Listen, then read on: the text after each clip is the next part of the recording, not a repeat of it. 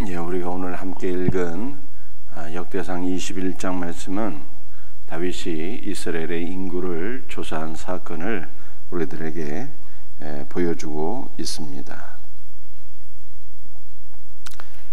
2절 말씀을 제가 한번 읽어드리겠습니다. 다윗이 요압과 백성의 지도자들에게 이르되 너희는 가서 브엘세바에서부터 단까지 이스라엘을 계수하고 돌아와 네게 보고하여 그 수요를 알게 하라 하니, 단에서 브엘세바까지 이스라엘의 인구를 계수하고 돌아와서 보고하라 이렇게 말씀했는데, 이것은 이스라엘 전역에 살고 있는 백성들의 수요를 계수하라라고 하는 표현이 되겠습니다. 우리가 이미 잘 알고 있는 대로 단에서 브엘세바까지는 백두에서 할라까지라고 하는 표현과 같은 것입니다.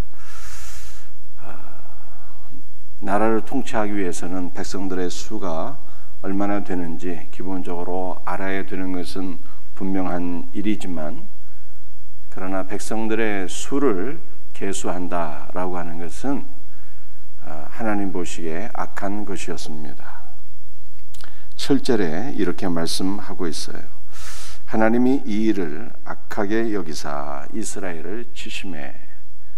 하나님께서 다윗이 이스라엘의 수를 계수한 것을 악하게 여기셨는데, 이것은 다윗의 이 행위를 불신앙적인 것으로 여겼다, 이러한 뜻이 되겠습니다. 여러분들, 이 말씀을 우리가 이해하기 위해서는 우리가 어저께 살펴본 역대상 20장과 연결해서 살펴보면은 조금 더 이해가 빠르겠습니다. 우리 어제 역대상 20장 말씀에 하나님께서 다윗과 그의 모든 용사들을 통해서 암몬을 정복하게 하시고, 또 블레셋의 모든 용사를 치게 하셨는데, 여러분들이 다윗이 승리했던 비결이 무엇이었겠습니까? 워낙 지략이 출중하고 그의 군대가 용맹해서 그러므로 연전연승한 것입니까? 그런 것이 아니라 하나님께서 다윗에게 은혜를 베풀어 주신 거예요. 하나님께서 다윗과 그의 군대로 이기게 하셨다라고 하는 것을 역대상 20장은 말씀하고 있어요. 그러므로 다윗은 그의 통치의 행위를 이제 무엇을 의지하며 나라를 통치해야 되는 것입니까? 승리를 안겨주신 주님을 바라보며 주님을 의지하며 나라를 통치하는 왕이 되어야 했습니다. 그러나 역대상 21장에서는 다윗이 이 믿음을 저버리게 된 거예요. 연전연승한 그 결과 다윗의 마음은 교만해졌고, 이제 더 이상 하나님을 의지하는 것이 아니라 나라의 국력을 의지하고, 내가 이렇게 위대한 왕이 되었구나, 나의 영광을 드러내고 자랑하고, 이러한 불신앙에 다윗이 빠지게 되었다는 것입니다. 이제까지는 모든 고난의 시간에 하나님을 의지하다가 하나님의 은혜로 말미암아 다윗이 위대한 지도자가 되었는데, 이제 더 이상 하나님을 의지하지 않고 나라의 국력을 의지하겠다고 선언했으니, 이것은 하나님 앞에 분명한 불신앙이 된 것입니다. 사랑하는 성도들이요, 오늘 우리의 삶도 우리의 신앙도 다시 한 번 더 점검해 봐야 되겠죠. 인생의 위기는 고난의 시간에 오는 것이 아닙니다. 인생의 위기는 형통할 때 오게 되는 것이죠. 고난의 시기는 하나님을 바라보고 의지하며 주님 살려주세요, 주님 도와주세요 부르짖고 믿음으로 살게 되지만, 형통할 때, 평안할 때는 더 이상 하나님을 의지하지 않고 세상의 것을 누리고 세상의 것에 빠져들기가 쉬우니, 이것이 연약한 인생의 모습이라고 성경이 말씀하고 있는 것입니다. 그러므로 참된 성도는 형통할 때나 고난의 시간이나 변함없이 주님을 바라보고 의지하는 자가 되어야 돼요.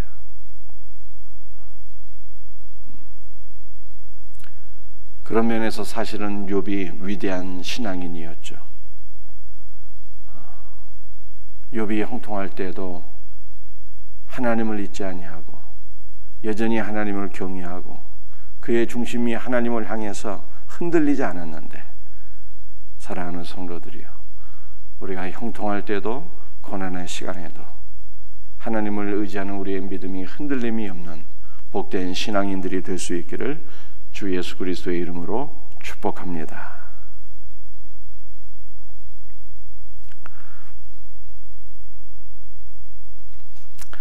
하나님께서 불신앙에 빠진 다윗을 심판하셨습니다. 선지자 갓을 통해서 셋 중에 하나 너는 선택하라 말씀하시죠. 3년 기근을 선택할 것인지, 아니면 대적의 칼에 석 달간 쫓길 것인지, 아니면 하나님의 칼이 사흘 동안 이 땅에 유행할 것인지. 그런데 12절에 보게 되면, 제가 12절을 한번 읽어드리겠습니다.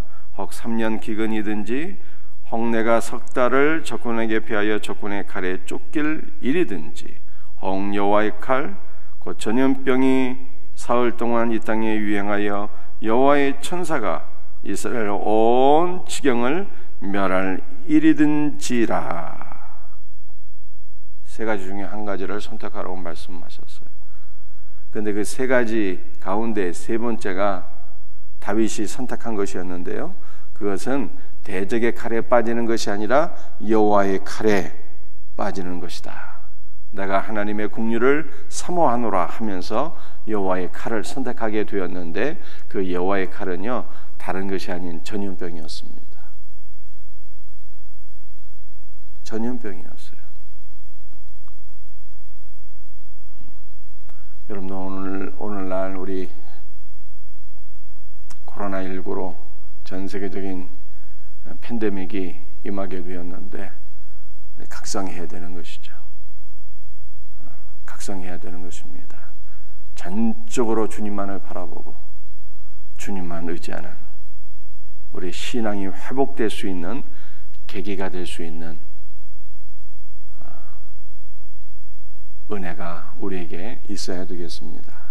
다윗이 이 세 번째를 선택하게 됐는데, 이 세 번째 여호와의 칼 전염병을 통해서 다윗의 신앙은 완전히 새롭게 회복이 되었어요. 어떻게 회복이 되었는지 한번 살펴보겠습니다. 17절 말씀이에요. 하나님께 아뢰되 명령하여 백성을 계수하게 한 자가 내가 아니니까 범죄하고 악을 행한 자는 곧 나니이다. 이 앙떼는 무엇을 행하였나이까? 청하건대 나의 하나님 여호와여, 주의 손으로 나와 내 아버지의 집을 치시고 주의 백성에게 재앙을 내리지 마옵소서 하니라. 여러분들이 다윗이 세 번째 여호와의 칼 전염병을 선택하게 될 때, 그 전염병으로 말미암아 이스라엘에 7만 명이 죽게 되는 큰 재앙이 임하게 됩니다. 그때 다윗이 하나님께 간구한 것이 17절 말씀이에요. 백성을 계수하고 범죄하는 자는 내가 아닙니까? 이 양무리는 무엇을 하였나이까? 다윗이 이렇게 기도를 합니다. 여러분들, 목자의 마음이 비로소 회복이 된 거예요. 다윗 안에. 다윗이 죄를 지을 때는 어떤 마음을 갖고 있었을까요? 백성을 자기가 권력을 유지하는 수단과 도구와 방법으로서 생각을 했어요. 백성의 수를 계수하라 했을 때, 백성의 수가 많아지는 것은 나의 영광이요, 통치자의 권력의 이 수단으로 그렇게 생각을 한 것입니다. 그런데 그 백성들을 통치의 수단으로, 권력을 유지하기 위한 수단으로 생각했던 그 다윗이 이제 그 마음이 회복이 된 거예요. 목자의 마음을 회복하게 되었어요. 하나님이여, 범죄한 것은 나인데 이 양무리는 무슨 죄를 범하였나이까? 주여 사하옵소서 간구하잖아요. 더 이상 백성을 권력을 유지하기 위한 수단, 도구로서가 아니라 하나님께서 맡겨주신 양무리로, 하나님의 양무리로 그렇게 간주하는 목자의 마음이 다윗에게 회복이 된 것을 성경이 말씀하고 있는. 사랑하는 성도들이여, 우리 인생에 많은 고난이 있는데 그 고난을 통해서 여러분들 우리가 회복이 되어야 되는 거예요. 사실 하나님께서 고난을 주시는 목적이, 여러분들 성도에게 주시는 하나님의 고난은요, 우리를 사랑하시기 때문이잖아요. 히브리서에서도 말씀하고 있습니다. 징계가 없으면 사생자라. 하나님께서 사랑하는 자를 근실히 징계하신다 라고 이렇게 말씀하고 있습니다. 하나님께서 다윗을 사랑하셔서 고난을 통해서 그의 불신앙이 회복되기를 원하셨던 거예요. 전적으로 하나님을 의지하고 백성들을 권력의 수단으로 보았던 다윗의 그 마음이 돌이켜져서 다시 하나님께서 맡겨주신 양무리로 간주하는 목자의 심령을 회복할 수 있도록 하나님께서 다윗에게 여러분들 이 고난을 주신 것이죠. 사랑하는 성도들이, 우리는 고난을 통해서 전적으로 주님을 의지해야 되고요, 고난을 통해서 여러분들 우리의 마음이, 우리의 심령이 회복이 돼야 돼요. 하나님을 의지하는 심령, 영혼을 사랑하는 마음, 이것이 우리에게 회복이 돼야 돼요. 이와 같은 은혜가 있기를 주 예수 그리스도의 이름으로 축복합니다. 마지막 한 가지 더 우리 살펴보겠습니다. 26절 말씀,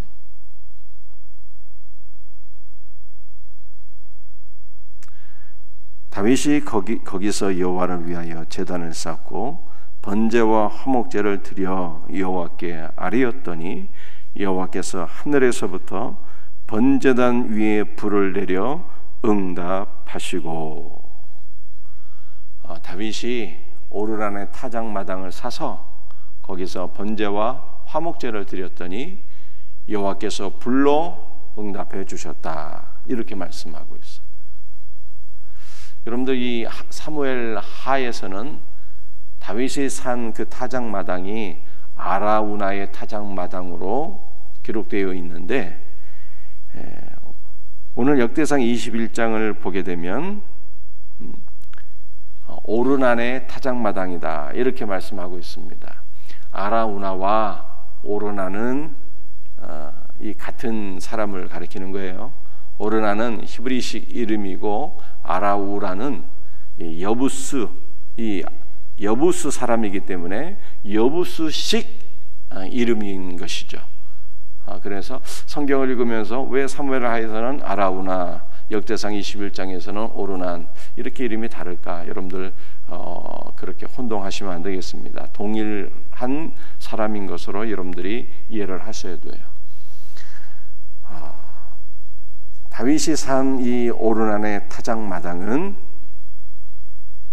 창세기에서 아브라함이 이삭을 번제로 드렸던 그 모리아 산이고, 그리고 신약에서는 예루살렘 성전이 세워진 그 성전의 터가 되겠습니다.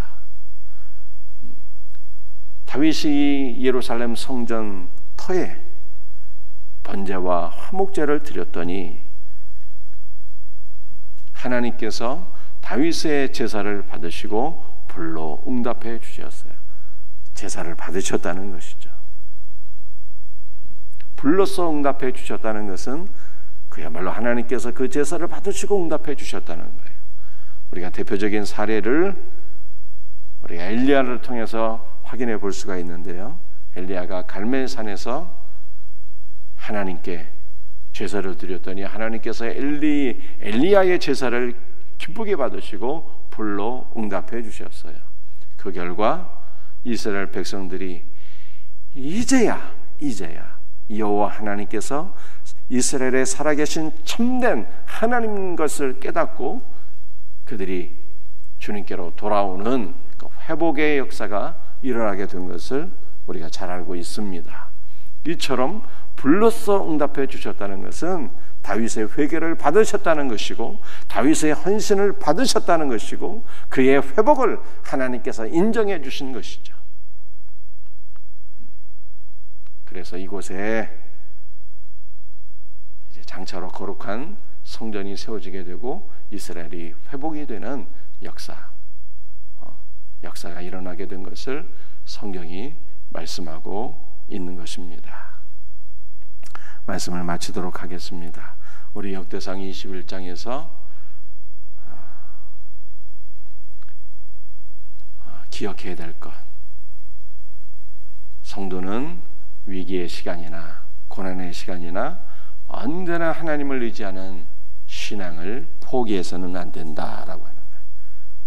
고난의 시간에도 하나님을 의지하고 형통할 때 마음이 교만해서 세상의 것을 의지하고 세상의 것을 자랑질하는 자가 되어서는 안 되고 언제나 변함없이 하나님만을 바라보고 의지하는 것, 이것이 참된 신앙인이다. 하나님께서 고난을 주시는 것은 우리를 사랑하시기 때문이에요. 하나님께서 다윗을 사랑하셔서 순수한 믿음을 회복시켜 주시고 백성들을 향한 그 마음을 회복시켜 주시기 위함이었어요. 권력의 수단이나 도구가 아니라 하나님께서 맡겨주신 양무리로 보는 이 거룩한 신앙의 회복. 여러분들 이 은혜가 우리에게 있어야 돼요. 하나님을 향한 우리의 신앙, 영혼을 사랑하는 마음 회복될 수 있는 우리 복된 새벽이 되기를 주 예수의 이름으로 축복합니다. 기도하시겠어요? 주님, 오늘 시간에도 주께서 주신 말씀을 붙잡고 기도합니다. 주님, 우리를 붙잡아 주옵소서.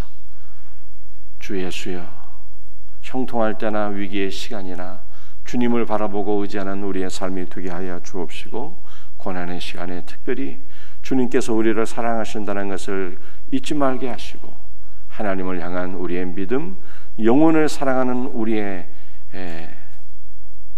첫사랑이, 우리의 순수한 마음이 회복될 수 있도록 주여 은혜를 베풀어 주옵소서. 어른안의 타작마당에서 다윗의 번제와 화목제를 기쁨으로 받으셨던 주님, 오늘 이 새벽에 우리 사랑하는 모든 성도들의 간구를 들으시고 응답하여 주시옵소서. 주의 성령으로 충만하게 하여 주시옵소서. 연약한 자들을 붙잡아 주시고 회복시켜 주옵시며 특별히 이제 고3 수험생들 얼마 남지 않았습니다. 우리 주님께서 지혜와 총명과 영육간의 건강으로 집중력으로 함께 하시고 최선을 다해서 공부하며 저들의 앞길이 활짝 열리게 인도하여 주옵소서. 우리 사랑하는 성도들 오늘 하루도 어느 곳에 있든지 주님께서 눈동자처럼 지켜주시고 보호하시고 승리하게 하옵소서. 거룩하신 주 예수 그리스도의 이름으로 기도드립니다. 아멘.